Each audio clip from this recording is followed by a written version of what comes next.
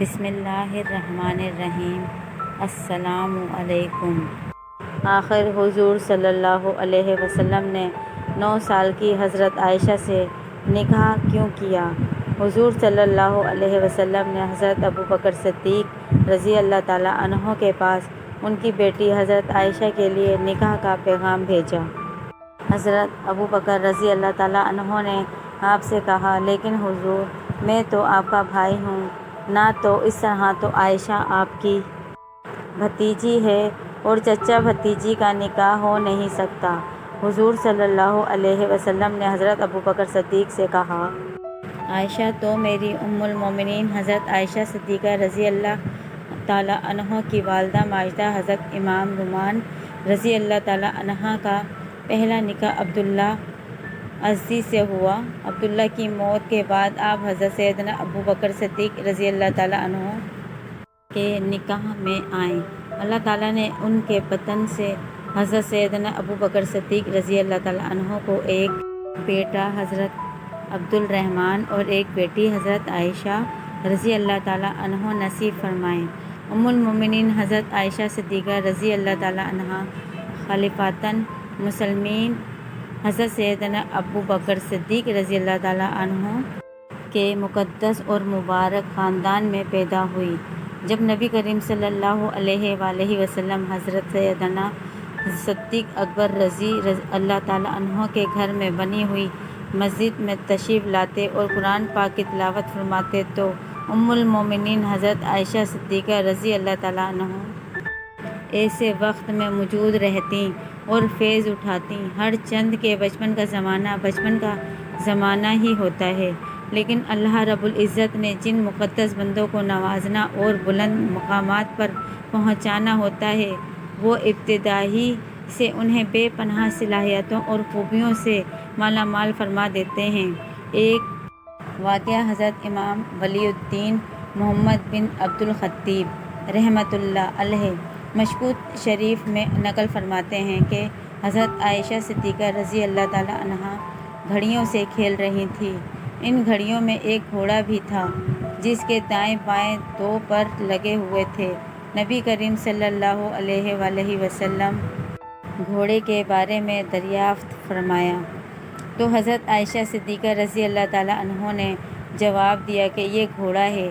آپ صلی اللہ علیہ وآلہ وسلم نے فرمایا کہ گھوڑوں کے پر تو نہیں ہوتے، تو حضرت عائشہ صدیقہ رضی اللہ تعالیٰ عنہ نے فوراً جواب دیا کہ یہ گھوڑا ہے۔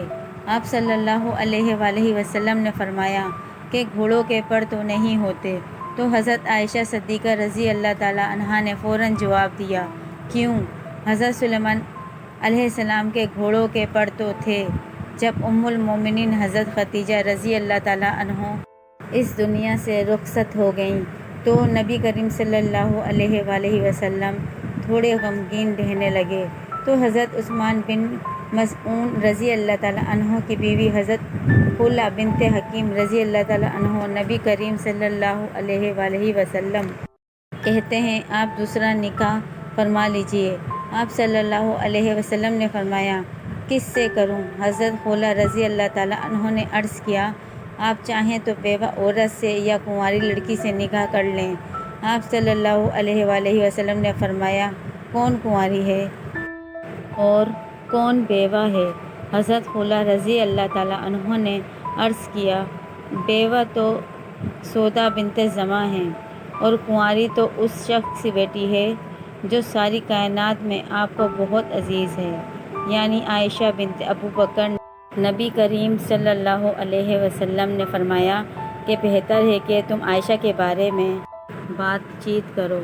حضرت خولہ رضی اللہ تعالیٰ عنہ فرماتی ہیں کہ میں اس کے بعد سید ام الرومان رضی اللہ تعالیٰ عنہ کے پاس گئی اور ان سے کہا کہ تمہارے لیے بہت عظیم خوشخبری ہے جس میں دنیا اور آخرت کی بھلائیاں چھپی ہوئی ہیں۔ انہوں نے کہا کہ وہ کون سی خوشخبری ہے؟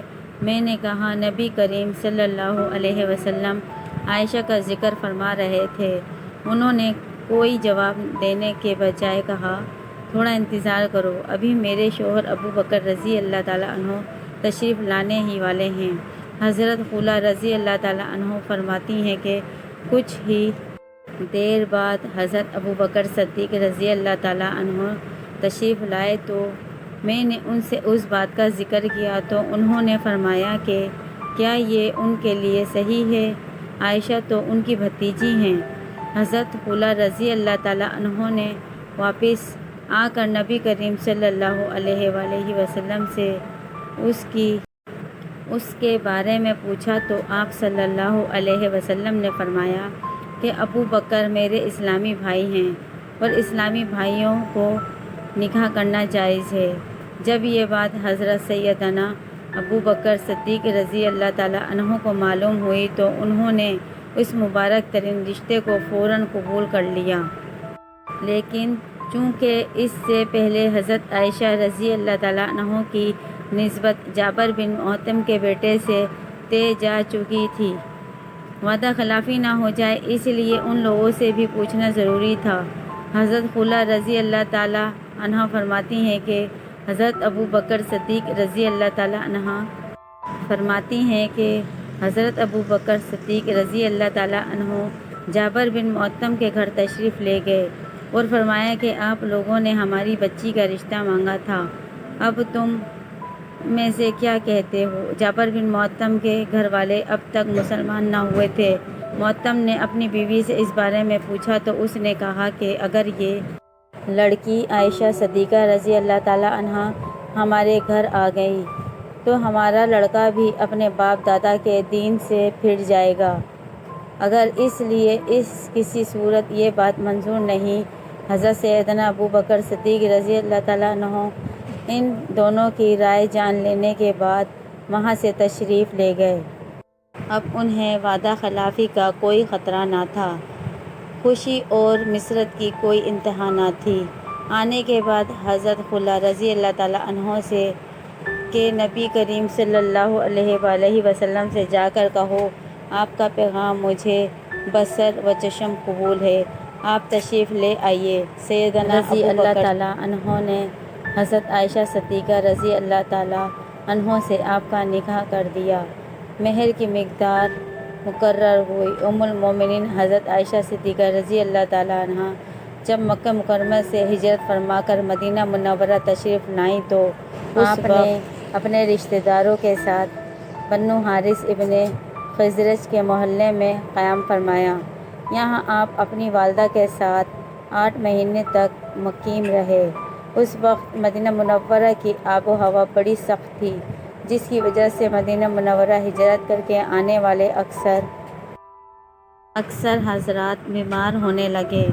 خود حضرت ابو بکر صدیق رضی اللہ تعالیٰ عنہ اور ان کی صاحبزادی حضرت عائشہ صدیقہ رضی اللہ تعالیٰ عنہ بھی بیمار ہو گئیں۔ حضرت عائشہ صدیقہ رضی اللہ تعالیٰ عنہ جب صحت یاب ہوئی تو حضرت ابو بکر صدیق رضی اللہ تعالیٰ عنہ نبی کریم صلی اللہ علیہ وآلہ کی بارگاہ میں حاضر ہوئے اور درخواست کی کہ یا رسول اللہ، آپ اپنی بیوی کو اپنے گھر بلوا لیجئے۔ حضرت محمد صلی اللہ علیہ وآلہ وسلم نے ارشاد فرمایا، اس وقت میرے پاس مہر ادا کرنے کے لیے رقم نہیں ہے۔ حضرت ابو بکر صدیق رضی اللہ تعالیٰ نے عرض کی کہ یا رسول اللہ، میری دولت قبول فرما لیجئے۔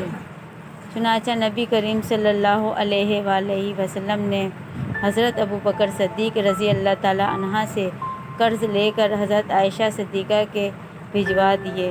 چند عورتیں دلہن کو لینے کے لیے حضرت ابو بکر صدیق رضی اللہ تعالیٰ عنہ کے گھر آئیں۔ حضرت ام رومان رضی اللہ تعالیٰ عنہ نے حضرت عائشہ صدیقہ رضی اللہ تعالیٰ عنہ کی گودی، وہ اس وقت اپنی سہیلیوں کے ساتھ جھولا جھولنے میں مصروف تھیں۔ حضرت عائشہ صدیقہ رضی اللہ تعالیٰ عنہ نے ان کا منہ دھلایا، بال سنوارے اور پھر ان کو اس جگہ لے آئیں جہاں انصار کی خواتین بیٹھی ہوئی تھیں۔ حضرت عائشہ صدیقہ رضی اللہ تعالیٰ عنہ دلہن وہاں پہنچی تو مہمانوں نے کہا، تمہارا آنا خیر و برکت اور نیک و بال ہے۔ یہ صدا لگا کر دلہن کا شاندار طریقے سے تھوڑی دیر بعد نبی کریم صلی اللہ علیہ وآلہ وسلم بھی تشریف فرما ہوئے۔ حضرت اسماء بنت یزید رضی اللہ تعالیٰ عنہ جو کہ حضرت عائشہ صدیقہ رضی اللہ تعالیٰ عنہا کی سہیلی ہیں، بیان کرتی ہیں کہ اس وقت حضرت عائشہ صدیقہ رضی اللہ تعالیٰ عنہا کے گھر والوں نے نبی کریم صلی اللہ علیہ وآلہ وسلم جیسے معزز ترین مہمان کے خاطر مدارت کے لیے ایک پیالہ دودھ پیش کیا تھا۔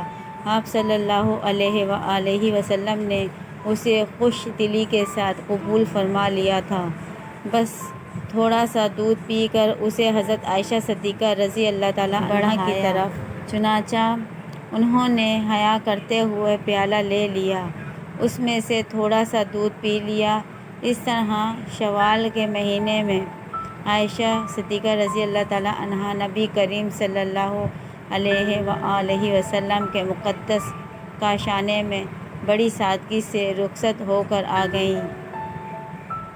سن 58 ہجری کے ماہ رمضان اور انہوں نے وصیت کی کہ انہیں امہات المومنین اور رسول اللہ صلی اللہ علیہ وآلہ وسلم کے اہل بیت کے پہلو میں دفن کیا جائے۔ ماہ رمضان کی 17 تاریخ منگل کی رات ام المومنین عائشہ رضی اللہ تعالیٰ عنہا نے وفات پائی۔ آپ 18 سال کی عمر میں بیوہ ہوئیں اور وفات کے بعد ان کی عمر 66 برس تھی۔ حضرت ابو ہریرہ رضی اللہ تعالیٰ عنہ نے نماز جنازہ پڑھائی۔ جب آپ صلی اللہ علیہ وآلہ وسلم مدینہ طیبہ میں ہوتے تو روزانہ عصر کے بعد تمام ازواج مطہرات رضی اللہ تعالیٰ عنہوں کے پاس تشریف لے آتے۔ قرآن پاک میں اللہ تعالیٰ نے کسی عورت کا نام نہیں لیا، حضرت مریم علیہ السلام کا نام لیا ہے۔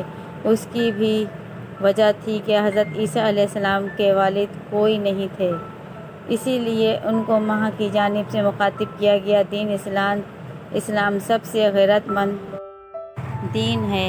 بخاری شریف میں حضرت عبداللہ بن عمر رضی اللہ تعالیٰ عنہ سے روایت ہے کہ امیر المومنین حضرت عمر رضی اللہ تعالیٰ عنہ کی اہلیہ ان کے دور خلافت میں فجر اور عشاء کی نماز کے لیے باقاعدگی سے زیادہ تکلیف وہ ہے۔ اس وقت حضرت عثمان رضی اللہ تعالیٰ عنہ بوڑھے اور ضعیف تھے۔